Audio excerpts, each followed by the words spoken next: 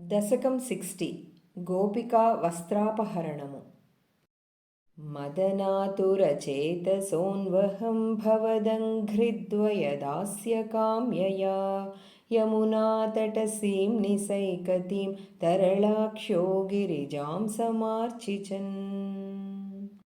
తవ నామ కథారతాః సమం సుదృశః ప్రాతరుపాగతా నదీం ఉపహారశతైరపూజయన్ దయితో నందసుతో భవేదితి.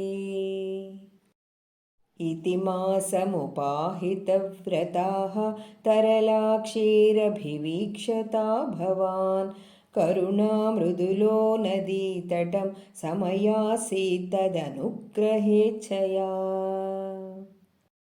नियमावसितौ निजाम्बरं तटसीमन्यवमुच्यतास्तदा यमुनाजलखेलनाकुलाः पुरतस्त्वामवलोक्य लज्जिताः. त्रपयानमिताननास्वथो वनितास्वम्बरजालमन्तिके निहितं परिगृह्य भूरुहो विटपं त्वं तरसाधिरूढवान्. इह तावदुपेत्य नीयतां वसनं वः सुदृशो यथायथम् इति नर्ममृदुस्मिते त्वयि ब्रुवति व्यामुमुहे वधूजनैः. अयि जीवचिरं किशोरनस्तव दासीरवसीकरोषि किं प्रदिशाम्बरमम्बुजे क्षणेत्युदितस्त्वं स्मितमेव दत्तवान्.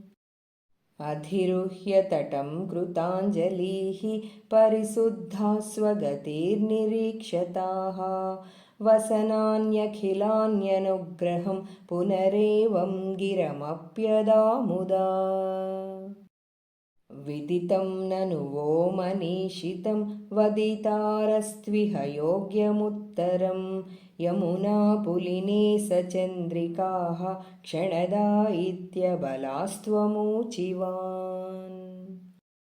उपकर्ण्य भवन्मुखच्युतं मधुनिष्यन्दिवचो मृगीदृशः प्रणयादैवीक्ष्य वीक्षते वदनाब्जं सनकैर्गृहं गताः.